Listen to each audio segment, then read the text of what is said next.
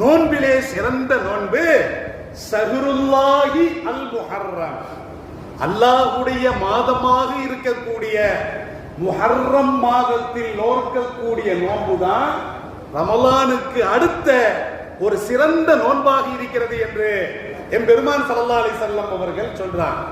அப்ப கண்ணியமிக்கவர்களே, இஸ்லாத்திலே 3 பத்துக்கள் இருக்கிறது. துல்ஹஜ் முதல் 10, ரமலானுடைய கடைசி 10, இந்த முஹர்ரம் மாதத்தின் முதல் 10. இன்று முஹர்ரம் மாதம் பிறை 8, நாளை 9, நாளை மறுதினம் 10, சனி ஞாயிறு. அந்த 2 தினங்களுக்கும் சிறப்பு இருக்கிறது. அப்ப ரமலானுக்கு அடுத்து முஹர்ரம் மாதத்தில் 10ஆம் தினம் ஆஷுரா என்று சொல்லப்படுகிறது.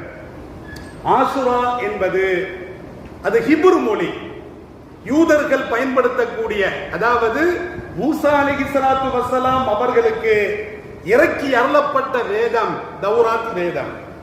அந்த தௌராத் வேதம் என்பது ஹிப்ரு மொழியிலே அருளப்பட்டிருக்கிறது.